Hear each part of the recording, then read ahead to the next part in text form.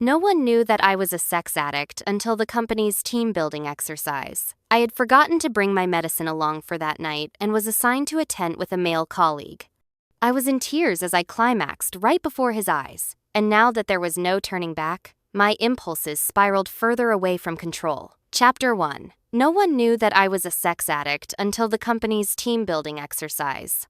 I had forgotten to bring my medicine along for that night and was assigned to a tent with a male colleague. I was in tears as I climaxed right before his eyes, and now that there was no turning back, my impulses spiraled further away from control.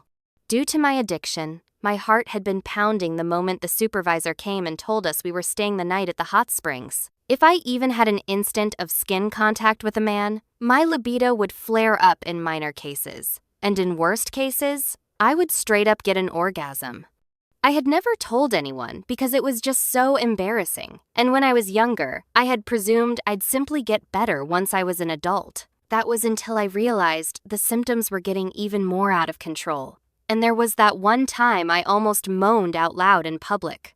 Fighting back the embarrassment that almost killed me, I went to the doctor and got some medicine. However, I had forgotten to bring my medicine as this team building exercise was organized out of the blue and very far from my home.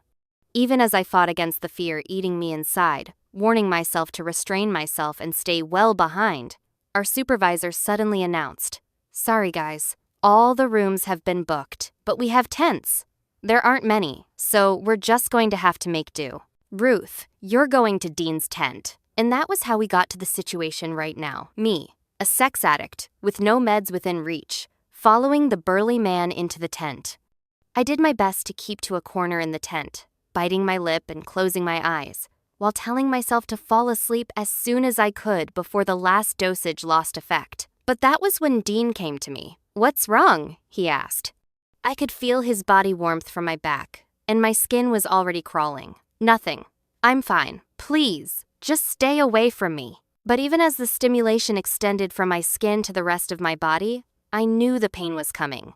I checked my phone and only saw that it was midnight, 6 hours since I had last taken my pills. It was losing effect soon. Chapter 2. Soon, my whole body was shuddering, while there was a warm stream gushing out between my legs.